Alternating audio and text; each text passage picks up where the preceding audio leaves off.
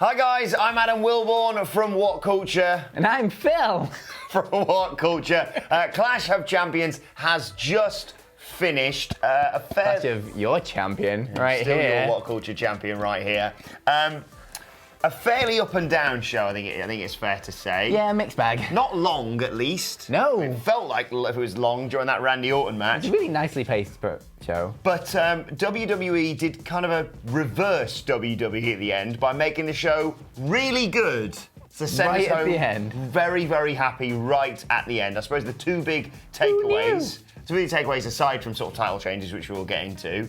Obviously, Seth Rollins retained his Universal Championship but lost his Tag Team Championship. Yep. But the two big things, Luke Harper's Yes, back. Luke Harper is finally back. I am very, very excited about this. My dad, Your dad, Luke yeah. Harper, big fan of this. Amazing return. And you loved the way he was sort of revealed to everyone. Yeah, we'll as get well. into this a bit more at the end, but just the way it was shot and the way he came in the Erick Rowan match, And- really, really well done. And Seth Rollins got murdered by the Fiend at the end. We thought, just as they put the little signature on, we were like, It was just about to fade to black, but then it did fade to black, but the Fiend black. but the bad black. And then, yeah, Sister Abigail, Mandible Claw, and just put the title on him now. I know some people aren't happy about him being in and around the title picture. He's the most over thing in wrestling right give him now. the belt and give it him forever. And certainly, Forever, judging just by let that him crowd hold it. reaction in the main event, you need someone else with that Universal title. Yep. But let's start at the top of the show and run down it all. We'll start quickly on the pre-show because, of course, there was a couple of title matches on there. You had Drew Gulak retaining his Cruiserweight Championship, pinning Lince Dorado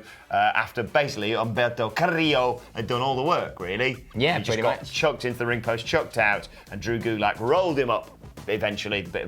They edited it out, basically. Good fun match, lots of flippy stuff. It was, just They good, can- hot cruiserweight stuff. They're going to be mint when they're on NXT. If Yeah. they get sort of amalgamated into that show, it's going to be fantastic. And we had AJ Styles versus Cedric Alexander. On the pre-show. They were given about 5 minutes and they went, we'd kind of planned for like a 10-minute match. Sod it. We'll just put all of the wrestling in a 10-minute match inside 5 minutes. Started insanely hot. Like Cedric Alexander just started kicking AJ Michinoku Styles out driver straight away. Just straight away. Right into the 1-2, like very late kick out to begin with. Cedric got all the offense until AJ managed to turn it around. He got the phenomenal forearm. He did a Styles clutch on the outside first and then rolled him back in. And he did the pin, but then like lifted the shoulders up like, no, I'm not done with you. Styles clash in the middle of the ring. Yeah, after a phenomenal forearm. 1, 2, 3. And then they decided, just kick the crap out of him a bit more. The OC came down.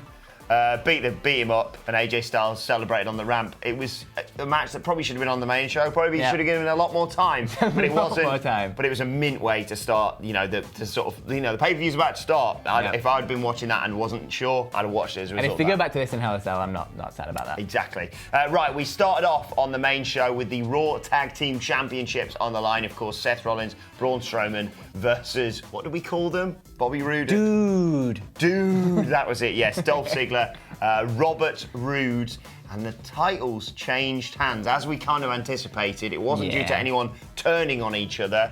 Dolph Ziggler and Robert Roode just sort of hung in there for the most part. Yeah, they pretty much. beat the crap out of the Universal Champion, but couldn't I was going to touch say, Braun like, Strowman. Braun basically killed them, but then as soon as Seth got in, he just ended up getting the crap kicked out of him. Yeah. So that was a little bit weird. And then Braun did all his usual stuff of knocking pins down on the outside of the ring. Yeah. But then when they were in the middle of the match, He knocked too many pins down, because one of them was Seth Rollins. came in, was aiming to try and take out Roode and Ziggler, sort of glanced one of them, but then really clattered into Seth Rollins, and then got sort of hoiked over the top rope. Dolph Ziggler just sort of pulled the top rope down, so he spilled to the outside. One glorious DDT, And lays the out Seth Universal Rollins. Champion goes down to a glorious DDT. And I like the fact that Braun just walked off and was like, I'll sod all this, I'll just win the title in the main event then. Yeah.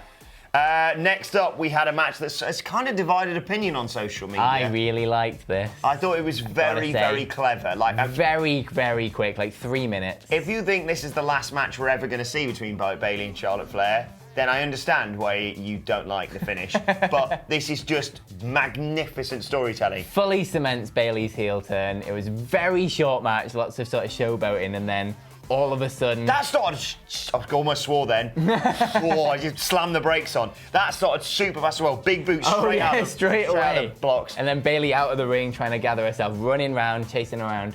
But yeah, it ended up Bayley and Charlotte and the referee were arguing a bit. But while this was happening, Bayley was taking off the bottom rope, the turnbuckle cover off the bottom rope. Charlotte came round, she chucked her into the bottom turnbuckle, quick pin, 1, 2, 3, and then she grabbed her belt and ran out of there as fast as humanly possible. Well, Charlotte just went, what? No! Yeah, and that was it. My favourite part of all this, when we get to the Becky Lynch match, this will probably make more sense.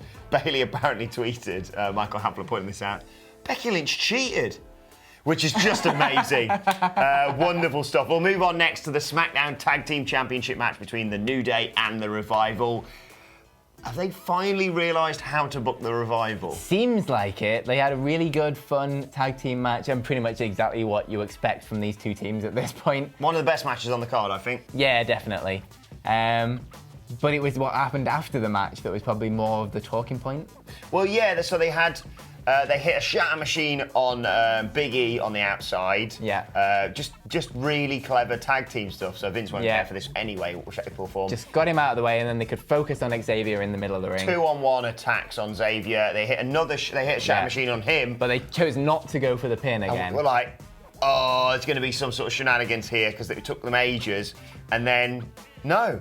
Scott Dawson just went, yeah, you know that bad knee that Xavier Woods has got? Just going to torture him. So he like ripped the thing tights. Ripped his tights apart and everything. Took off his knee. Took off his brace. Yeah.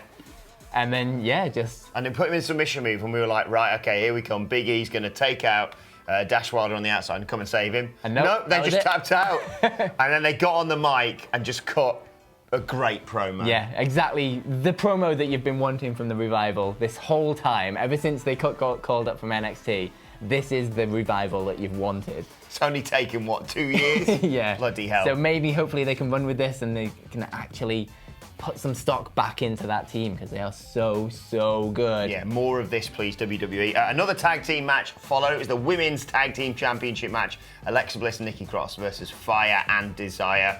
They did make mention of the whole, ooh, you look ugly stuff that we'd seen on SmackDown, which was dreadful. Nikki Cross did a whole, ooh, look at me dance. Yeah, I'd forgotten that. Ooh, this is me being Mandy Rose. Ooh. And let's not forget about the 24/7 title match that was in the middle of this. Oh, yeah. All of the 24/7 crew ran out, R-Truth ran past. Alexa Bliss just in the middle of her tag team match rolled up R-Truth to try and win the 24/7. He kicked out and they ran off, and that was the last we saw of them all night. You can't have in the middle of a title match, Alexa, but okay, knock yourself out. And then the finish was, well, it looked like Alexa Bliss had been knocked silly at one point. We don't know update on that. We'll try and find out whether that was legit or just a work sort of thing. But it ended up Nikki Cross saving the day for her team. She broke up a pinfall. She eventually isolated Mandy Rose. She took out Sonya Deville. She hit her with that. I've completely forgot what it's called. The one where she puts the legs on the top rope, grabs their neck and just... A twisting neck breaker thing. And pinned Mandy Rose for the 1, 2, 3. They retain the tag team titles. Makes sense. I don't know who the hell they're going to face next. Yeah. But I like this. I like the fact that she's actually doing the main legwork for that tag team. So when they inevitably split, you've got a bit of connection to Nikki Cross. It says everything you need to know about the women's tag team titles at the minute, though, that they put a 24/7 title match in the middle of this match. So, yeah. IC title match came next. It started with Sami Zayn coming out and cutting a promo with a comedy neck brace on. All good stuff. He was doing commentary on the live mic throughout like the first couple of minutes of the match before they cut him off. You pointed out a really good thing because later on in the match we had The Miz coming to the outside. Yeah. And The Miz grabbed the mic off Sami Zayn and chucked it up the ramp. Just held it down to really good arm on him. Yeah. But would have been slightly more effective had they not cut off Sami's mic. He'd already not been talking for about 3 or 4 minutes at least before that. He was just holding the mic, so it was kind of, Miz kicked out of the Kinshasa. Looked like he was going to win.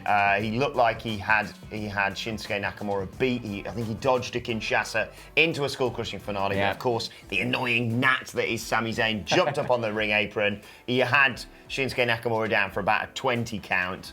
And then Miz, foolish man that he is, chased Sami Zayn around ringside, ran basically straight into another Kinshasa. On the outside. Shinsuke rolled him straight back in. Another Kinshasa. 1, 2, 3. I mean, I fully expected them to put the title on Miz to give a big to Chris Jericho. So, but I'm absolutely glad that they've kept this Sami Zayn, Shinsuke Nakamura thing. And yeah, they kept Sami it, Zayn's having fun with this. Like, let's just keep with that the going. title. And we're not that far away from Survivor Series. And they could right all those wrongs they made with AJ Styles versus Shinsuke Nakamura. That's probably not going to happen because that's kind of heel versus heel. Yeah. So probably Cedric versus Shinsuke. Yeah. Well, either way, that'd be good too. Put the NXT guys in Survivor do something Series would be better so with much Shinsuke. better. We can do it. Right, the match a lot of people were most looking forward to came next. Sasha Banks taking on Becky Lynch for her Raw Women's Championship match. A wonderful start to this. Yeah. Just Sasha coming in, doing her usual thing, and Becky just going up to her and slapping the taste out of her mouth. Hampton pointed out that was how Becky originally started the man character when she just slapped the face off Charlotte. Good point. Nice little callback. But a really, really entertaining match. You really felt invested in it. You could feel the hatred flying through. And both of them had some fire in there. Like Sasha had something to prove. Becky was like that old Becky that we've been looking for a while. I was really disappointed with how this finished. Yeah. Like the brawling and all that, and I get it. We're going to run this back at There was Hell in loads a of Cell. mustard, and it was great. Oh yeah, they brawled up and chucked mustard at each Sasha other. just squirted mustard on her for some reason. But the reason why it was so disappointing is because you literally have to have Michael Cole explain the result before the crowd even knew. They'd gone outside. They'd done a ref bump. Yes, Sasha had brought a chair in twice. Yeah. She brought a chair in the first time. The ref bothered himself to get rid of it. Out. So he hit Becky hit her. with the She other got another one and hit Becky with the other one, rolled her up for a 2 count, and was like, oh, what am I going to do now? Guess I'll just get another chair, which the ref took off her, then turned around, then Becky grabbed the chair, swung for Sasha. Sasha ducked out of the way. And she hit the ref, and he, well, I don't know, but later on we found out. He didn't move for about 20 minutes. Yeah, but later on, so that happened, and then they went off brawling around the entire arena, basically. They went up 1 steps around the concourse. There was like a disarmer in the railings. It looked brutal. Yeah. And then they came back down the stairs, and it wasn't until they were back down the stairs, like this is a good, 5 minutes later, probably at least, that Michael Cole decided to come on commentary and say, oh, by the way, the referee has decided to disqualify the match because Becky hit the ref with the chair. So Becky retains, but Sasha wins. And then she just wailed on Sasha a bit with the chair. They didn't tell this to the live crowd, though, at all. They just had to didn't work ring it the out. bell. They only figured this out when Becky was wailing on her with the chair and 2 other refs came in. She had the disarmer in a chair. And then the refs started breaking it up, and then I think the crowd finally twigged. And then they went, match is over, everyone. Now. And but thankfully they saved the crowd by putting on a Randy Orton match next. So yeah, if that wasn't enough to kill the crowd, 20 minutes of Randy Orton definitely was. It was so bad. So bad, this match. Kofi didn't get a great reaction, to be perfectly honest, coming out. Yeah, it was a very quiet reaction. I think the crowd was already a little bit annoyed after the Becky Sasha finish. And then Randy Orton comes out and everyone knows, oh, this isn't going to be the best. Kofi, a very mixed reaction when he came out. Yeah. It wasn't a big pop. There was a couple of boos in there. It wasn't great. It was pretty quiet still. And then the match itself did not help matters. Very slow, very Randy Orton match. Yeah. Not enough of Kofi getting a bit of fire in there. It was a lot of Randy Orton just in control. Shouldn't be anywhere near the title picture ever again, in my opinion. If he's going to wrestle like that, he shouldn't. It was dreadful. It was boring. The best analogy I can make, the Cedric Alexander AJ Styles match on the kickoff show was a 10-minute match squashed down into 5 minutes, just the highlights.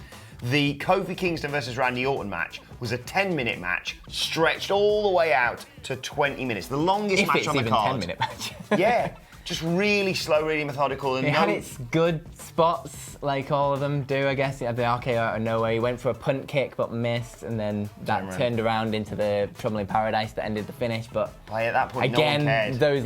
Those 2 minutes of interest is not enough to take away 20 minutes of boredom. You know the bit where Randy Orton lays someone out, where it's like draping DDT thing, and then, or whatever he does to set it up, and then goes round and he goes, oh, he's going to that place. Even that was slow tonight.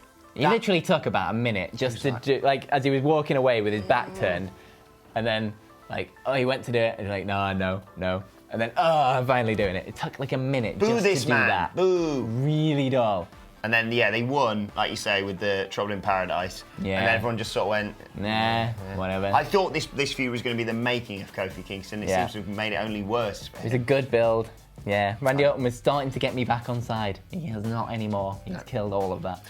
Right, we followed that up with a match that we allegedly claimed earlier on was going to be the main event. And it could have been, because it was great. Erick Rowan versus Roman Reigns, no DQ match.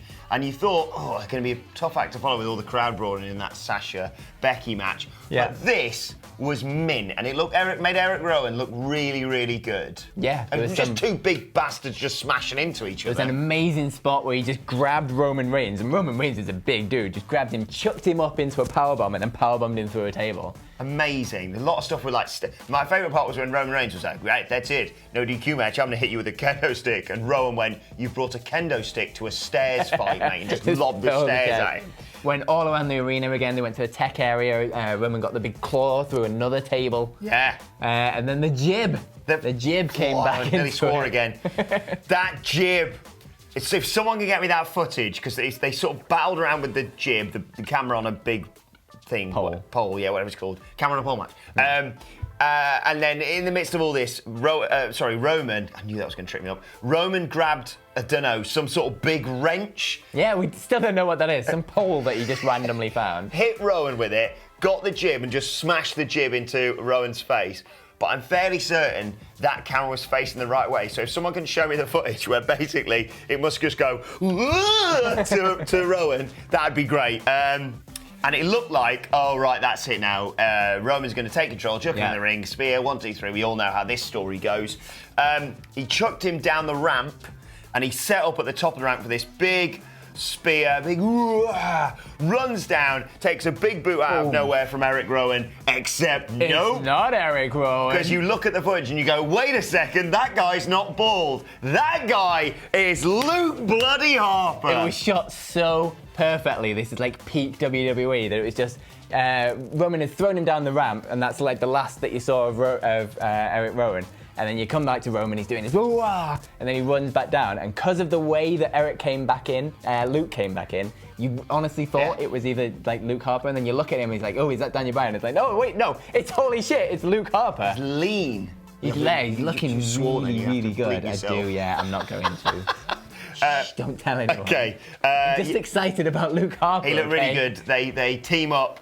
It's just everything you've ever... I mean, like you said, they've kept Luke Harper away from telly for so long. Too long. Sonic just put him back with Rowan. Yeah. But anyway, chucks him in the ring. They do the double team move where he chucks him from one corner to the other. They didn't, all the slapping stuff, all that they used to do as Bludgeon Brothers. Yeah. He hits the claw! No one can stop the claw! Does that to Roman. Gets the 1, 2, 3. Good, fantastic stuff. Yeah, where they take this, I'm not entirely sure. How they're going to justify just putting Erick Rowan and Luke Harper back together just once again because they can't think of anything else to do. Bryan and Roman Reigns teaming up. Maybe. No matter what, I'm excited. Luke Harper's back, and I love Luke Harper. It's a good time to be a member of the original Wyatt family. And with that, we'll move on to the main event of the evening. Braun Strowman versus Seth Rollins for Seth's Universal Championship. It's kind of weird, this one, because I quite enjoyed this. And then I really enjoyed this everyone as we've well. spoken to has been like, yeah, it was crap. Now, I don't know if this is one of the weird stream anomalies where when we're on the stream, you can't really hear the audience or anything because we have to have it quite low. And you just kind of It didn't really matter, I don't think, if we'd had it loud, because no one was making any noise by the sound of what people said. You just kind of get caught up in the moment and have a really good time. But whereas, like, lots of other people that watch it don't quite have the same experience. So. I really enjoyed this match, and I get it that the crowd don't really care for either of them, so that probably, negates it as a decent match. But even so, you had the curb stomp, the bit where he hit him with like moves. And he'd do stuff that'd go for like a close 2 count. No, but like hit him with his big moves that normally would put people down for like a 2 count. Yeah. The first one didn't even get a 1. He just went, half count. No, that's not happening. What? Like proper big pop. It was a very sort of new age WWE match. Like the whole like Brock Lesnar, like fast paced, hard hitting. I can see why some people would say it's just like a knockoff version of SummerSlam, though. I can get that. Yeah, absolutely. Braun is not the, he's an imposing figure, and he did his classic running round, sending people flying. But he did the running round like 3 times or something, and then when he finally did it one more time, it was one more time too many, and Seth got him in a drop toe hold, and he just went careering across the tables. Right. There was a moment where Seth did his usual thing where he kept diving through the ropes, and one of them just Braun fell backwards onto the table. It just went... Just giving up. But yeah, I mean, like, I enjoyed it. There was the terrifying bit where Braun Strowman went into the top rope. Oh, God, he did not look comfortable on the top rope. I'd be terrified if that was me. Yeah, but a guy that big, and then he jumped off and did a big splash that must have wrecked his knees. Yeah. Well, if nothing else, this match has completely destroyed the curb stomp as a finishing move. 4 he had to hit. He hit 1, and then he kicked out at 1. He hit another one, he kicked out at 2. He hit another one, and then the crowd started booing at this point because I think they thought that was going to be the finish. No. It was not the finish. He kicked out at 2 again. And then he looked like he was setting up for another one, got caught, looked like Braun was going to hit him with a running power slam. He got out of that, and he hit the most lethal move in all of wrestling. The pedigree! Because his own finisher isn't good enough, he has to resort to Triple H's. He hit the pedigree. He hit another curb stomp, and that was the 1, 2, 3, and it finally put him away. I mean, it makes Braun look great coming out of in theory, it makes loss. him look strong, but he always loses the big one. Yeah. It's really frustrating. And it's going to get to the time when he just loses that one too many. Like, we thought he was already there. They kind of rehabilitated him a bit. It's like, oh, he just Stop puts using him as again. a transitional match for their champion. Just give him the chance. Give him the belt. Let him run with it. Maybe he needs to just go and move to Smackdown, because I feel like that might be the thing. Go and destroy around the some people WWE over there Championship. instead. Build him up there. I think that's the thing. Go and try and kill Roman Reigns. Sod it, it doesn't matter, because actually, in the grand scheme of things, it's probably best that Seth Rollins has retained, because it's going to be Seth Rollins versus The Fiend at Hell in a Cell. And as we mentioned right at the beginning of this, done so well. It was mint, the reveal, because they did the whole, right, Seth has left the ring. You kind of anticipate if any attack's going to happen, it's going to be center of the ring. He was on the stage, he was celebrating with the title. Did his big title up. The little copyright symbol came up. And we were like, it all faded to black. I literally turned to Phil and I went, no, Fiend, mate. And it literally went, glum, glum, all the lights go out. And we were like, here it is. It was at the perfect moment, just as you think it's going to end. And then, oh no, there he is. And then you see the usual sort of slight glimpses of the Fiend's terrifying face. Yeah. And when the lights come back on, Sister Abigail. Straight down, lights go off again. Come back on. Like a sort of sacrificial lamb. He's just sort of laying there. And just holding him. Gets such a good visual. Mandible claw. And then he starts yelling at him in it as well. Seth Rollins made a funny noise. He was like, but then, he's screaming. This is Bray, I should say. The Fiend is screaming at him. And then the little chuckle and we go off the air. And he's got the hurt hand. Oh, it's so good. Like, I know some people aren't happy about the Fiend and Bray being involved in the title picture. I was one of those people, honestly. But you have to, he has to do it. Anymore. He has to be involved in it. He's the most over character. As much as I'd say I'd preferred Braun to have probably won, I think if you're looking further ahead to Hell in a Cell, it makes way, way more sense that you have Seth versus the Fiend, because it's just... And I wouldn't have the Fiend really appear much more. Nope, I'd have a Firefly Funhouse on Raw tomorrow night. Or maybe tonight. one more attack or something, but... And I'd just have him murder Seth like he did and have him win. And that's it. And have Seth get as little offense in as humanly possible. Yeah. No, like 12 curb stomps in there. Yeah, let's not do that. But, a kind of disappointing pay-per-view, I think it's fair to say overall. I think so. The matches sort of didn't quite deliver to the level that they promised, but in a weird way, I'm left feeling far more optimistic than a really good pay-per-view that sort of lets us down right at the end. Yeah. Because I'm like, Luke Harper's back. Yeah, the there's Fiend plenty is a to go beast. on for. Like the Sasha Becky stuff, like as crappy as that ending was, at least they can build to. Four Horsemen stuff rolls on. Yeah. Like, and they might have fixed the revival. Forward. And they might have fixed the revival. And Luke Harper's back! And as we pointed out, congratulations, Robert Roode and Dolph Ziggler, but you're going to get murdered by the Viking Raiders going forward, aren't they? Let's hope so. One but can only hope. The Fiend is going to be amazing. Yeah. And Luke Harper's back. Luke Harper's back. All in all, an enjoyable pay-per-view that didn't drag on too long, except for that bloody Randy Orton match. None of that. But let us know your thoughts in the comment section below, and don't forget to like, share, and subscribe. And subscribe to What Culture Wrestling to hear our sort of long-form review of it with myself and Michael Hamflett. You can get that on either iTunes, Spotify, or wherever you get your podcast from. You can even tweet us your thoughts at WhatCultureWWE and tweet us your Twitter questions for the news later on today there as well. While you're there, follow both of us. You can follow him at Phil My Chambers. You can follow me at Adam Wilborn. You can follow us all at WhatCultureWWE. as I said, this has been what went down at Clash of Champions. My thanks to Bill Chambers. Thank you for watching. We will see you soon. Aww. Luke Harper's back. Luke Harper's back. My dad.